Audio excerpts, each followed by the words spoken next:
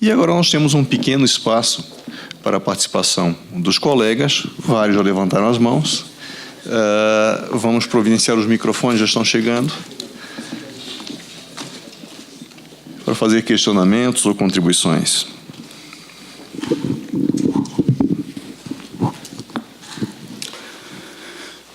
Doutor Marco, o senhor falou do como é que é treino no elevador, né? Eu nunca fui bom de bola. Para mim jogar eu tinha que levar a bola e ser goleiro ainda normalmente, assim, nunca treinei muito. Mas uma vez um conhecido disse: o dia que chegar uma decisão lá judicial que o juiz mandar eu internar e que não tiver leito, eu vou chamar para ele me dizer qual que eu tiro do leito para morrer e tal. Eu disse: olha, eu acho que você nunca vai receber uma ordem dessa, porque seria uma ordem burra, e eu imagino que não tem muito juiz burro assim que vai dar uma ordem que você tem que tirar alguém para colocar outro. Eu acho que eu não estava nessa época ainda em que pegava essa competência. Logo um tempo depois caiu a primeira decisão lá, um pedido de internação. A casa era bem simples, o cidadão tinha um AVC, uma cidadezinha bem pertinho de Santa Maria. Santa Maria está no mapa, mas Restinga Seca ainda não, é bem pequena mesmo assim.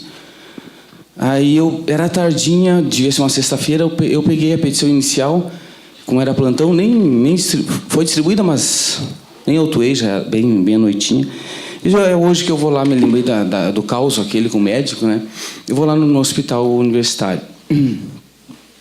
Aí eu cheguei lá, tinha aquele campo de guerra normal, né? De gente nos corredores, dentro de banheiro, de imaginar, tinha gente por tudo. E aí pedi para falar com a chefe, a médica, e veio. Doutora Fúria, nunca me esqueço, assim, estava escrito não. Doutora Fúria. Eu disse: comecei bem, né? Aí eu disse: doutora, a situação é essa, o cidadão está ali em Restinga Seca e tal. Ela olhou, né? O senhor está vendo, né, doutor? Tinha todos os leitos de UTI, mais um tanto, enfim, não tinha nem pensar. Aí ela disse: mas, assim, tem maca alta? Eu perguntei: como assim tem maca alta? Não, às vezes na ambulância tem a maca alta, que ela sabe que vem e tal. Eu disse: o advogado tinha ido junto lá. Eu disse: doutor, sabe se tem maca alta? Não, vamos ligar. Então acha o telefone aí lá do motorista da ambulância de terapia, né? Aquela que passa, que o senhor falou também. Eu mesmo falei com o rapaz da ambulância, ele estava lá, com o cidadão, estava como morto ali desde a manhã, não tinha atendimento nenhum, porque lá não tinha atendimento mesmo onde ele estava, na cidade que ele estava. Era um senhor de 50 e poucos anos, eu acho. Aí ela disse: não, doutor, a gente não tem leito, não tem nada, mas se o senhor trouxer maca alta, se ele puder ficar na maca alta aqui, daí os exames serão feitos. E assim foi feito. Você ligou e disse: não, eu levo então a maca alta e deixo aí. E o cidadão foi e tal. Me lembro que ele deu alta depois, tá? Então tá. Esse foi o primeiro contato que eu tive, assim, né, com a doutora Fúria. Depois, esse foi como juiz, e um como cidadão. Casa da Dona Laura, uma senhora que mora lá. Acho que esse ainda vai demorar mais para ir no mapa, ainda de Lermand de Aguiar. É a região onde saiu o Nelson Jobim, assim, mas é perto de Santa Maria, um município que se emancipou há pouco. E ela mora numa casinha aquela de chão batido, como você diz, pessoa bem humilde mesmo. Ela foi pagar uma conta na Graziotin segunda-feira, porque ela ia só uma vez por mês, né? Como é normal acontecer, esse pessoal bem de fora. Resbalou, caiu, quebrou o quadril. Segunda-feira. Era na sexta ou sábado, me ligou os parentes, sabia que era juiz. Disse: olha, a mãe está lá, será que não pode dar uma ajuda? Até hoje não mexeram na mãe, está do mesmo jeito no hospital, aquela conversa normal. Aí eu fui lá sábado, cheguei lá, falei com o diretor do hospital, uma pessoa muito extraordinária, acabou ficando amigo. E aí ele chorou as pitangas, ele abriu o coração e disse: olha, isso aqui é um carteirismo, eu não consigo fazer nada com esses médicos da ortopedia, traumatologista. Ela chegou aqui, de fato, segunda-feira, só que tem um sistema que eles implantaram aqui. O médico plantonista que recebe é o que vai mexer nela. Como ela chegou à tardinha, só segunda-feira que o médico vai fazer isso. Daí eu fui lá, vi ela no quarto, me mostraram, estava ela durinha, assim, 70 anos, 71 anos. Durinha. Daí segunda-feira os enfermeiros faziam o atendimento que... sei lá que atendimento era, o médico não estava atendendo. Então, segunda-feira o médico ia atender. Isso tem 2005.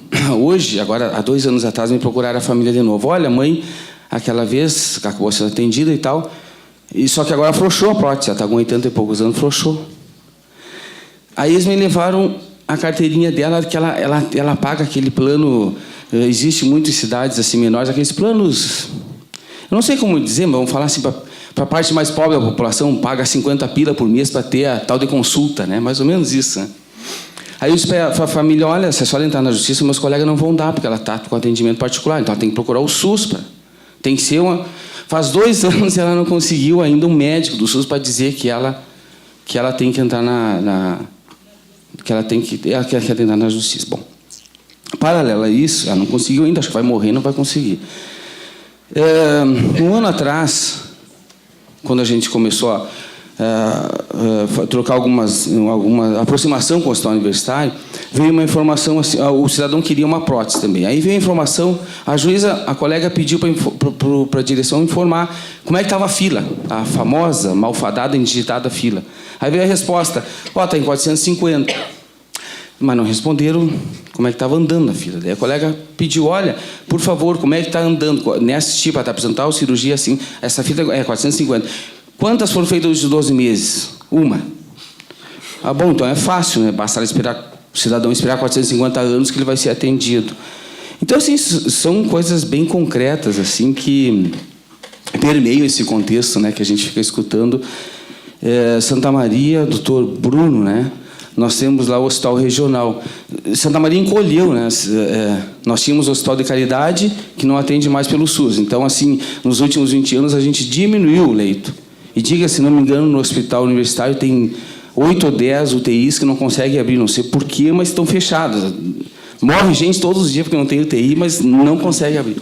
E o hospital regional, por onde eu sei, faz, eu acho que 2 anos que você discute quem vai administrar, não sei se eu posso confirmar isso, mas não tem perspectiva de funcionar? Tem concreta?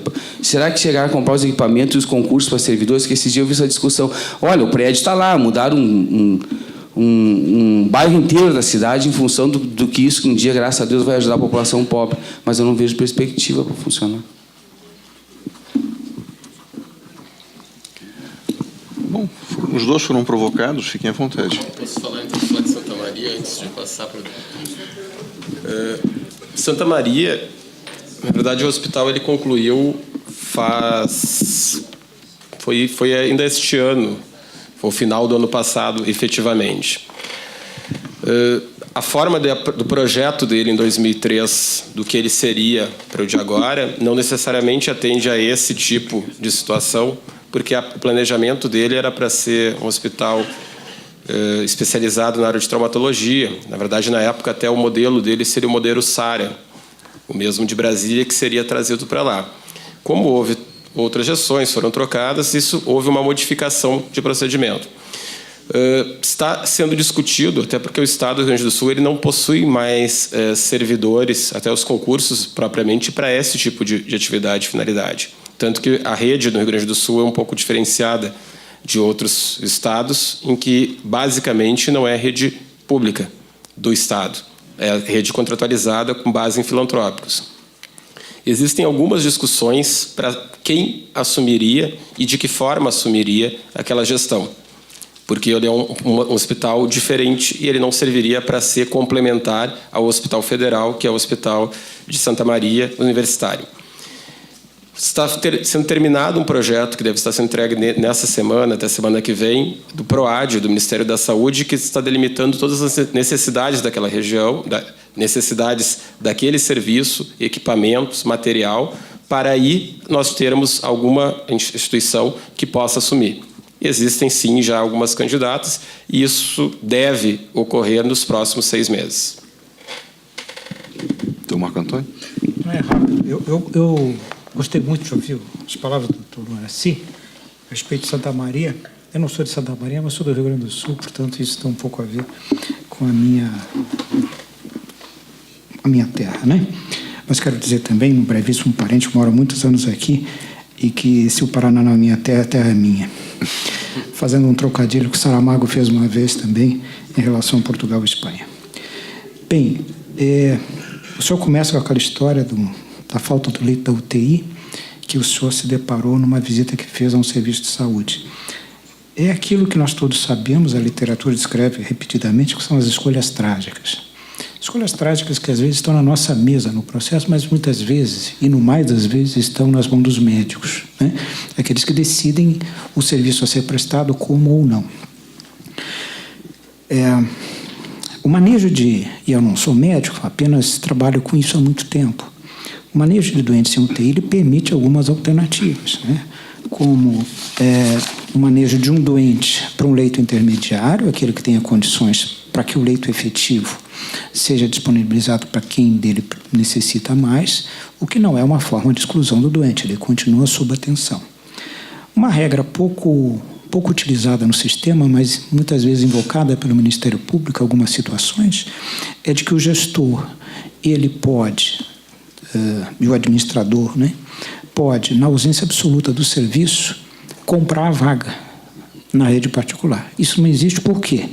Porque não tem governança. Quem está na ponta do serviço não tem governança para deslocar o doente para um serviço privado que dispõe daquele leito. Isso é uma falha que tem que ser corrigida, isso é atuar coletivamente. A gente tem a perspectiva do seu doente que precisa do leito, isso tem que ser resolvido, por evidente. Mas temos que perceber que isso está acontecendo de rotina e que essas soluções podem ser, digamos, pensadas. Nessas escolhas trágicas, tem um estudo americano muito interessante das opções que fazemos para quem vai ser atendido, que é o caso que o senhor traz, quem daqui que eu tiro para colocar o seu, né, o seu doente. Nesses estudos que já fazem uns 20 anos, mas ainda tem atualidade, na lista de atendimento de necessidade, o alcoolista sempre é o último. Se sobrasse a vaga, seria dele. Não interessa que, nesse âmbito da pesquisa nos Estados Unidos, não interessa qual era o grau de gravidade e necessidade que ele tinha. Ele seria sempre o último da fila por ser alcoolista. Aqui no Brasil, para não irmos para a América do Norte, essas escolhas que fazemos, e a gestão muitas vezes faz esse tipo de escolha, que são grandes comprometimentos éticos. O nosso SAMU, né, ele que tem na portaria que o disciplina a obrigação de atender doentes em urgência e emergência psiquiátrica, não fazia. Não fazia por uma série de razões. A pessoa que entrava em crise, entrava em surto, não precisava apenas ser aquele usuário de drogas, uma crise de abstinência, alguém em depressão profunda, em risco de suicídio, o SAMU não atendia. E no que não está escrito no nosso processo sobre isso, mas ouvido por nós, estava uma linha de raciocínio de algum servidor que fazia a regulação assim: olha, entre o cidadão que quebrou a perna, entre a moça que foi atropelada e esse sujeito está caindo na calçada porque usou droga, eles vão na frente. Ou seja, não se avaliava a questão do risco, não havia estratificação de risco, havia uma questão muito mais ideológica e de preconceito. Estamos a fazer isso todos os dias, doutor Loraci. O senhor faz uma coisa que me soa muito familiar, porque eu também costumo fazer isso. O senhor sai do elevador, eu também saio, né? Não vou poupar todos das experiências, mas foi muito confortante para mim ouvir essa sua intenção, essa sua prática de ver como as coisas acontecem. Isso, para mim, pelo menos, doutor Loraci, traz uma fonte de aprendizado que os livros não conseguem jamais igualar, né? E, por último, a gente está falando muito mal das filas, né? Mas tem filas que funcionam, né? Não é só a fila da UTI. Se a gente pensar no transplante, ela funciona bem. Se não temos mais transplantes, não é porque a fila funciona mal ou porque há alguma coisa de errado. Não, é porque na nossa cultura, a doação de órgãos para a nossa sociedade é um dado cultural muito complexo de abordar, né? As pessoas não estão convencidas. Nós temos capacidade instalada, o nosso modelo de organizar transplantes no sistema único, baseado no sistema espanhol, que é o melhor do mundo, temos, enfim, todas as condições de fazer melhor. E a fila anda, né? Mas essa anda, as outras são complicadas. Para o senhor ter uma ideia, o senhor vai precisar de uma cirurgia, não quero, hipótese. O senhor vai na atenção básica, uma fila.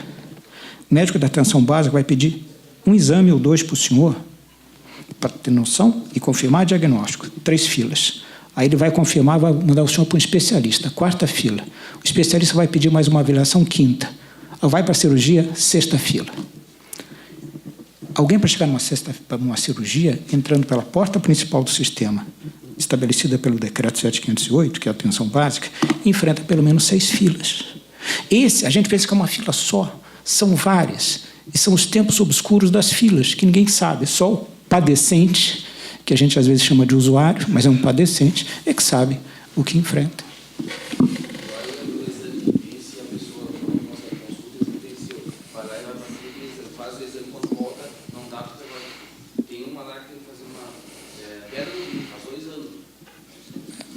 Doutor Bruno, queria dizer alguma coisa? Eu só queria complementar essa questão da possibilidade de compra de leitos, principalmente de UTI. O Rio Grande do Sul já... Sim. O Caridade parece que não quer. Mas na questão da UTI, tem várias questões de aceitar as regras também do SUS para atendimento. Que é esse aspecto que eu queria colocar. Leitos de SUS de UTI no Rio Grande do Sul são comprados, quando necessário, sempre para atendimento de vaga zero, quando não há vaga SUS. Quando há, muitas vezes, não há esse leito sequer na rede privada. E no Rio Grande do Sul isso é muito comum, diferente aqui de Curitiba, que eu vi que os números são bastante diferentes entre as regiões. E existe vocês podem ter acesso, nós construímos no comitê, nos acompanharam, né, em parte, junto com a Corregedoria Geral de Justiça e o Comitê de Saúde do Rio Grande do Sul, um ofício circular da Corregedoria Geral de Justiça, em que tramita e explica para todos os juízes do Rio Grande do Sul, da Justiça Estadual, o formato deste acesso. Desde lá, isso é uma das razões que a gente tem conseguido diminuir o número de ações. Então, isso já existe, ao menos no estado do Rio Grande do Sul, todos os leitos, quando necessário, são comprados. Até é uma das maiores razões de apontamento para o Tribunal de Contas do secretário.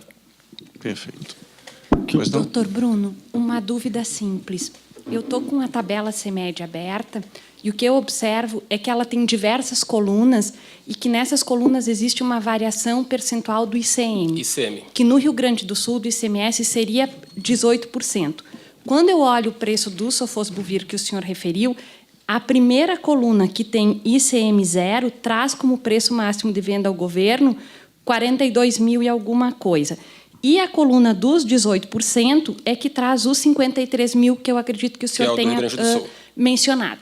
Minha dúvida é a seguinte: quando existe o descumprimento da ordem judicial pelo Estado e pela União, e a gente vai determinar que o CACOM ou o NACOM faça a aquisição do medicamento oncológico, ou, quando não é terapêutico oncológico, a gente vai entregar o dinheiro para o paciente fazer a aquisição. A gente tem colocado na decisão que não pode ser ultrapassado o preço máximo de venda ao governo.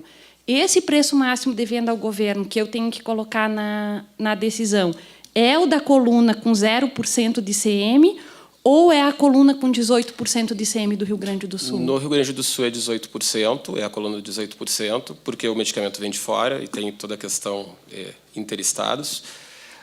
Porém, nós já fizemos até uma consulta, numa determinada época, para a Anvisa, verificando se possibilitaria aquele paciente, porque eu posso exigir, inclusive, de uma farmácia. Óbvio que nenhuma farmácia vai vender, vai se negar, mas eu poderia exigir até de uma farmácia a venda pelo PMVG para o governo do Estado do Rio Grande do Sul para atender uma ordem judicial. Agora, se o paciente ou qualquer outro ente, outra pessoa faz essa compra, não é obrigado à aplicação do PMVG. Então, mesmo um CACOM, muitas vezes poderia não conseguir fazer a compra por esse valor de 53 mil. Esse é o grande problema que a gente tem hoje no Estado. Embora nos oncológicos, muitos, mesmo fora da lista, também estão obrigados. Perfeito. Boa tarde aos palestrantes. Foram muitos dados aqui impactantes, mas, para mim, o mais impactante deles foi em relação ao montante bloqueado judicialmente das contas do Estado.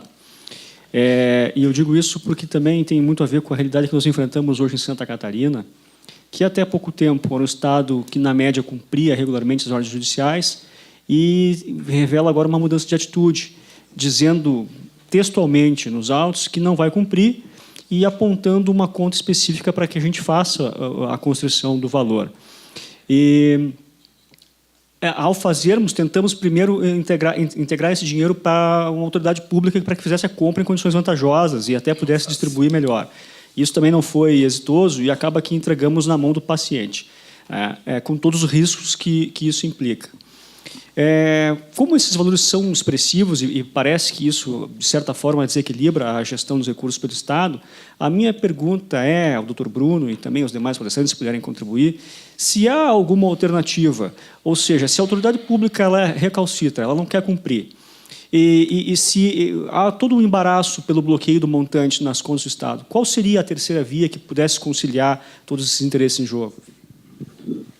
Perfeito. Posso? Pois não. Bom, vamos de novo. Então, o valor é impactante, ele tem subido muito. Um dos motivos principais é a crise econômica, pela qual o Estado do Rio Grande do Sul é um dos que enfrenta com uma força um pouco maior. Nós não temos conseguido, às vezes, sequer fazer o pagamento em dia dos hospitais que são contratualizados para fazer atendimento. Há uma nova judicialização agora dos hospitais que também bloqueiam as contas públicas, também conseguem a obtenção das contas públicas em razão dessa questão de saúde, desorganizando novamente, e a gente entra num círculo vicioso. Como eu mostrei, acredito que a União, eu sei que não trabalha com a ata de registro de preço, mas eu acredito que nenhum estado do Brasil tenha 1.006 atas de registro de preço para compra com toda essa vantajosidade para a administração. Só que os recursos são finitos. E, na verdade, o que nós temos é que, muitas vezes, nós não conseguimos recursos financeiros e orçamentários para colocar em pagamento e compras com vantajosidade no tempo exigido, na forma exigida pelo judiciário e, muitas vezes, pela própria doença da saúde que aquela pessoa necessita. Alguém mais? Não sei se ficou claro.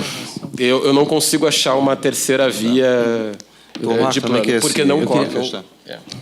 Não, eu só queria dizer duas palavras ao doutor, que também me impressiona muito essa situação, que não ocorre, infelizmente, em Santa Catarina apenas, ocorre um pouco disseminado, a questão da indicação de contas em processos em que se demanda algum bem e que, portanto, o Estado, por algumas dificuldades, resolve facilitar, entre aspas, o processo e entrega um valor, teoricamente, correspondente àquilo que é pedido. Eu vejo que isso tem que ser visto, pelo menos no meu ponto de vista, com muita reserva. Eu entendo que se o próprio Estado, eu estou falando o ente federativo, o Estado lato sensu, né? Se o ente federativo tem dificuldades para adquirir aquele bem, imaginemos, com o dinheiro na mão, o usuário que dele necessita, né? Como ele fará? Né? Se o próprio ente federativo, que já tem por sua missão a aquisição desses bens, tem dificuldade em obtê-los, o usuário terá muito mais. Ainda mais ele pouco informado, muitas vezes, ainda mais ele fragilizado pela doença. Que sentido fará esse recurso na mão desse usuário? Né? Houve decisões até que entregaram ao Ministério Público o dinheiro, e nós temos muito a fazer, porque, além de estar fora das nossas atribuições, isso também nos cria dificuldades muito grandes. O critério para comprar, o critério para prestar contas, isso não é fácil. No fundo, esse processo todo em que o Estado atende uma demanda de saúde com recurso, a demanda não é de recurso, mas é de saúde, acaba resultando num processo de desresponsabilização do Estado gênero em relação ao usuário. Né? Eu acho que isso é um desrespeito que muitas vezes há sob o manto do cumprimento da ordem judicial. E só mais uma linha, doutor, que é o seguinte, isso cada vez mais me assombra, a questão do custo do que se pede em juízo. Né? E a gente tem uma linha na jurisprudência, que é uma linha clara, ela ainda não é preponderante, mas ela é bem visível, bastante influente, no sentido de pensarmos o custo de algum insumo que é necessário a alguém no âmbito judicial como algo que nós devamos olhar com um certo compadecimento para o usuário. Muitas vezes, quando o usuário é uma pessoa pobre, e, portanto, porque ele é pobre, ele deve ter o que pede deferido. A lógica da pobreza, da hipossuficiência em relação ao custo. Eu vejo, com o tempo eu percebi que essa lógica, que é muito simpática a todos nós, muito familiar, até pela natureza das nossas atribuições a todos nós, ela talvez possa ser repensada. Porque não é possível nós imaginarmos, e há uma questão de relevância lá no STF, sob a responsabilidade do ministro Marco Aurélio, que discute exatamente esse alto custo que o Estado muitas vezes deposita em conta, mas ele olha para o usuário. O usuário não pode ser olhado nesse processo de alto custo, porque para ele, pelo artigo 43 da Lei Orgânica, é gratuita assistência. Não há hipótese de pensarmos o que será o custo desse medicamento para câncer para um usuário. Pouco importa isso. O destinatário do alto custo é o ente federativo encarregado de prover aquele bem. Portanto, a discussão que se tem, em alguns momentos, na cena judicial, provocada pelo Ministério Público, Defensoria, enfim, pouco importa, de que o alto custo, isso nos impressiona, a pessoa não vai poder comprar, então o Estado tem que dar. Não tem que dar, porque a pessoa está fora do circuito de raciocínio. É o ente federativo, tem que ver qual deles que vai ter que arcar. né? Então, esse é um dado que me parece importante quando a gente fala em custo e fala em oferta de dinheiro. Isso tem que se resolver no âmbito mesmo do Estado-gênero e não colocando dentro desse circuito da raciocínio a concessão a alguém porque alguém é pobre. Lembro mais uma vez, isso é corrente para todos nós, que a saúde não é um direito em que o pobre tenha preferência. A saúde é um direito universal. Pobre está na assistência social e deve, que é o tripé o pé mais fraquinho da seguridade, né? Infelizmente é. Mas para a saúde é para todos. Enquanto é para todos e funciona bem, é melhor para os pobres. Aí de nós, o dia que o nosso bom mocismo de sociedade resolver transformar o sistema de saúde público um sistema para pobres. A história do país em relação ao que os pobres precisam é péssima. Só... A Fernanda quer falar alguma coisa. Só você está ligado aqui? Tá. Complementando essa questão da discussão da hipossuficiência que está no Supremo é realmente assustadora, né? Mas em relação a essa questão dos depósitos, dos sequestros, embora seja também bastante preocupante, acaba que o gestor, não justificando, mas explicando um pouco, ele fica entre duas situações, né? Ele não consegue, o Bruno falou de comprar com preço cap, na verdade existe uma dificuldade muito grande em se comprar com preço cap, mesmo, né, muitos municípios não conseguem. Então, entre cumprir a decisão judicial e responder pelo não cumprimento, e depois, ou não cumprir, ou comprar fora do preço cap, e depois responder pelo Tribunal de Contas, porque é isso que acaba acontecendo, né? Quando você compra fora desses preços, você responde no Tribunal de Contas, eles acabam optando por daí fazer esses outros mecanismos, né? Deixar, nomear uma conta, indicar uma conta, porque ele resolve o problema, né? Resolve o problema, né? Nessa perspectiva, e não responde depois ao Tribunal de Contas, como pode acontecer quando ele compra fora desses limites de preço. Doutor, só porque eu acho que uma sugestão bem pertinente, assim, vou voltar. Depois de nós passar por uma experiência bem, o doutor citou o pobre, depois de nós entregar um dinheiro razoável a uma senhora para ela comprar um medicamento, ela não comprou, você pediu para devolver, não devolveu. Eu estava saindo ela foi do município de Bagé e ela veio e olha, não tenho mais o dinheiro, gastei. Foi aberta até uma ação penal e ela veio e disse: não, é o seguinte, eu sou pobre, não tenho nada para deixar meus filhos, peguei o dinheiro e comprei uma casa. Agora eu vou morrer porque eu tenho câncer e eles vão ter uma casa para herdar. Disse isso no interrogatório.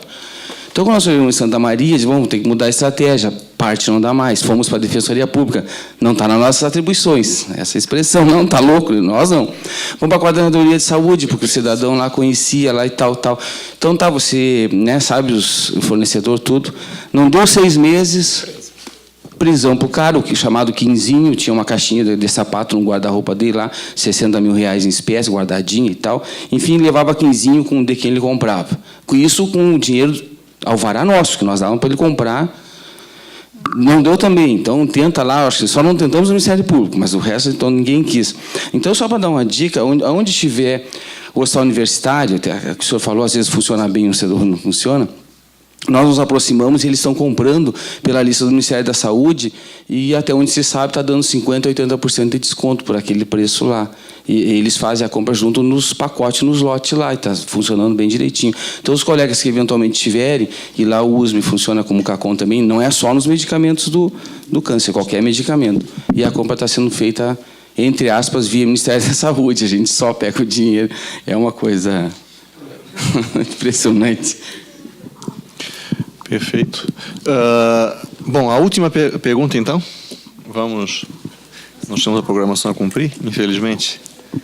Doutor Marco Antônio, eu achei muito pertinentes as suas considerações e eu gostaria de saber, assim, bem objetivamente, o senhor teria o que o senhor propõe para esse problema, porque nós estamos aqui ouvindo hoje, o enfoque à tarde foi esse, de que a judicialização causa um impacto no orçamento, desorganiza aquilo que supostamente teria que ser o que é organizado.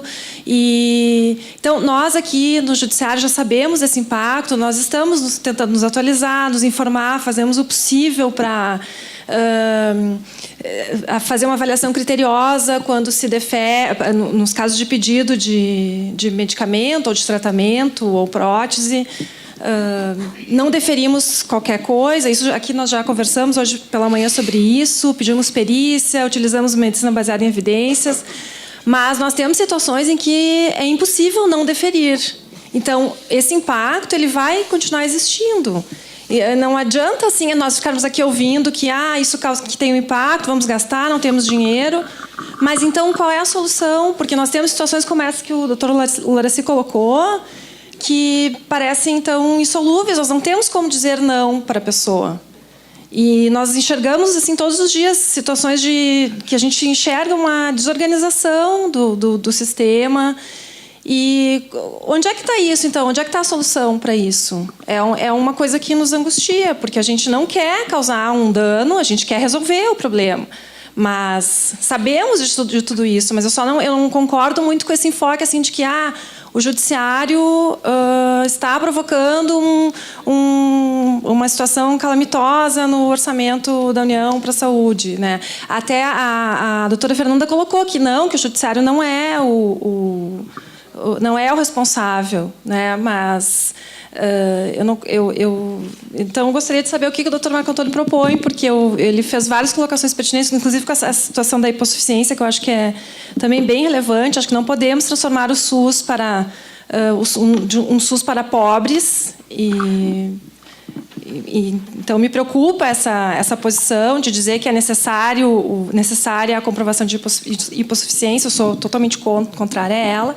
Mas então é isso, acabei falando demais, desculpem, Perfeito. mas... Doutora Paula. Doutora Paula, olha, é gratificante ouvir a sua indagação, porque ela acaba tocando no coração, ou num dos corações mais abalados do SUS.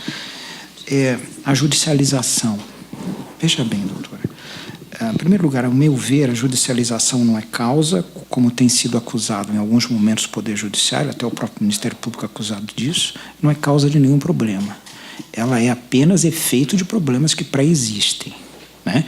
Não se cria nada novo no Judiciário dentro de uma ação, dentro de uma decisão. Quer dizer, algo que não funciona bem e que foi judicializado. Pronto, isso tem que ser claro.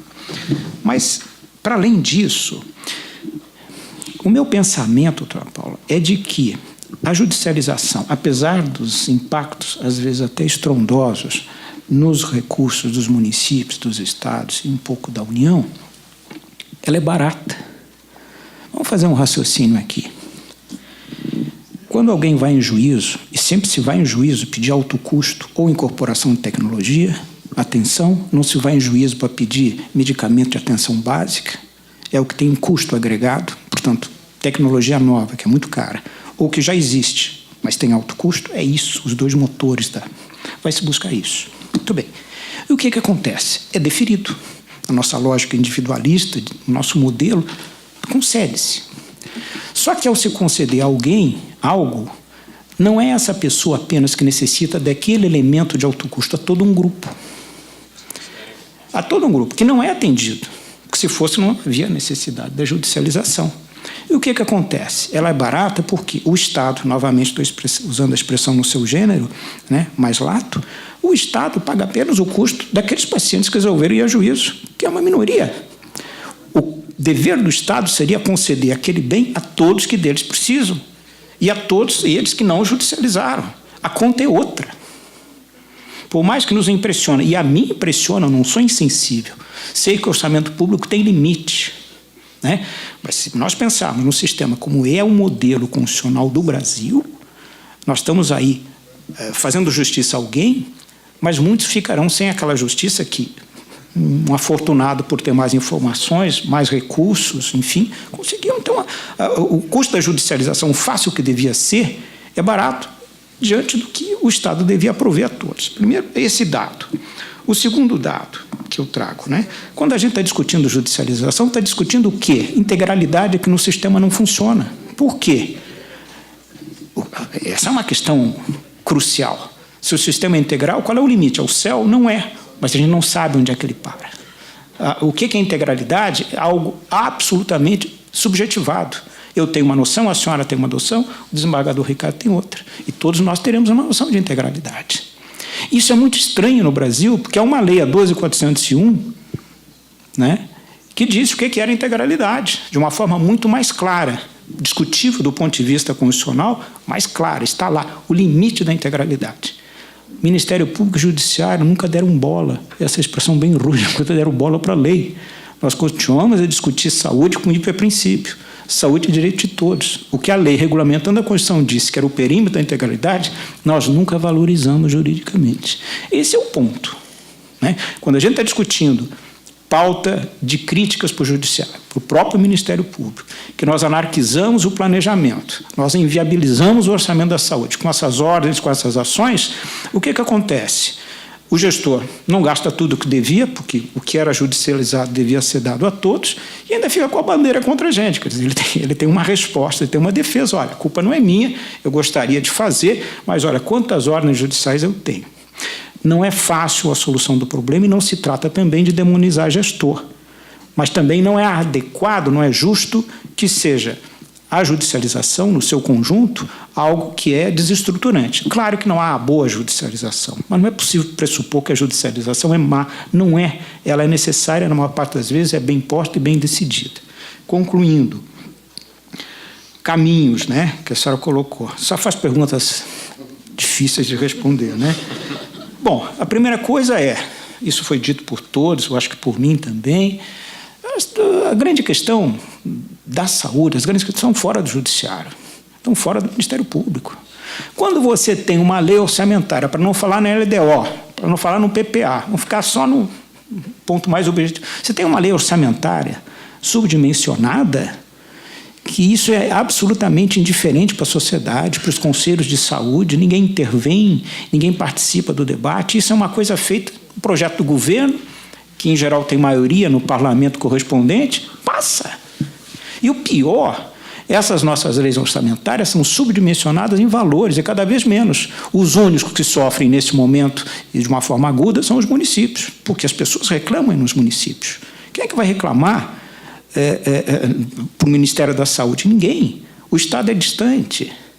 Então, essa fragilidade dos municípios, mas num contexto maior, todos nós temos que perceber que as grandes questões, as grandes respostas estão fora das nossas mãos, né? Ou seja, eu vou para Conselho de Saúde quando é apresentada no município, pelo Estado, a proposta de lei orçamentária, e discutimos lá. Em alguns momentos, como no último orçamento, e na discussão que houve, que eu participei, eu pontuei algumas coisas que não podiam estar no orçamento da saúde, e o Conselho se posicionou também independentemente, mas democraticamente no mesmo sentido, contrariando o projeto do governo, foi para a Assembleia e aprovou. Pronto, isso. Então, as coisas têm que ser vistas no âmbito da participação política da população. A população está afastada do sistema. E aí a dificuldade. Por quê? A população não tem noção de pertencimento do sistema. Diferentemente de outros países com sistema universal, como o Canadá, a Inglaterra, Cuba também, mas de uma outra forma, né? E, sim, sistemas públicos universais que as pessoas participam, enfim, contribuem com o sistema e o sistema cuida delas. No Brasil, não. As pessoas não cuidam do sistema, que é delas, e nem o sistema cuida bem delas. Isso não vai dar certo. A gente tem que motivar as pessoas, tem que fazê-las serem ouvidas. É um pouco aquela iniciativa miudíssima que eu contei aqui. Estou indo para o interior, um projeto que eu espero que funcione, vamos lá ver, para ouvir as pessoas, para o que elas disserem constar na pauta do gestor. É isso, quer dizer, e com isso eu também quero lhe dizer que nós temos muita dificuldade, eu particularmente, um dos primeiros da fila, de compreensão desses fenômenos que não são jurídicos. Por que as coisas não funcionam e qual o caminho para sair? Nenhum de nós, certamente, teve formação em direito sanitário, né? E estamos lidando com isso diariamente, no nosso dia a dia, né? Na base do empirismo, na base do autodidatismo, na base das nossas boas intenções, na base da nossa formação. A gente entra numa carreira jurídica, doutor Ricardo, o senhor tem um sobrenome interessante, Teixeira. Verdade. Com um padrão mais ou menos médio de conhecimento em áreas essenciais do conhecimento jurídico, penal, civil, processo, etc. Quando a gente entra numa carreira jurídica, o nosso conhecimento de direito sanitário é absolutamente assimétrico, porque não temos uma mesma base de formação. Isso também explica as nossas dificuldades de compreensão e de intervenção. Ou seja, a gente tem um papel a cumprir de se aproximar desse ramo do conhecimento cada vez mais importante, cada vez mais de nós exigido. Então, eu penso que é orçamento, participação da sociedade, e é um processo muito longo, né? Mas eu acho que, em algum momento desse processo, os senhores que são da magistratura federal poderão ter um papel importante de estimulador, de alguma forma propelirem alguma coisa assim, como nós no Ministério Público procuramos. O sistema passa por uma crise enorme, não sei hoje se ele sobrevive, em que condições. Eu tenho para mim que, com a política que aí está, eu digo política do conjunto do Estado brasileiro, mas principalmente pensando no Poder Público Federal, daqui o SUS não vai deixar de existir, mas daqui a pouco tempo talvez ele seja muito diferente do que nós o conhecemos hoje. Isso me assusta profundamente. Portanto, isso me dá urgência em fazer interferências como a que a senhora propôs, sair do elevador, conversar com as pessoas, ir para os conselhos, a ver. Muito obrigado. Pela importância do tema, certamente ficaríamos aqui muito mais tempo debatendo, até pela riqueza das manifestações dos nossos painelistas de hoje, mas nós temos uma programação a cumprir. Nós teremos na sequência uma atividade prática, um estudo de caso, que será coordenado pelos colegas Francisco Donizete, Clênio e Luciana. Vamos fazer um pequeno intervalo de 10 minutos para um cafezinho e só nos resta agora agradecer a participação da doutora Fernanda Vargas Terraza, doutor Bruno Landoff, doutor Marco Antônio Teixeira, que certamente trouxeram muitos conhecimentos, muitas informações e também muitas provocações para os juízes que certamente vão continuar estudando esse tema tão importante na jurisdição federal. Está encerrado este momento do nosso evento.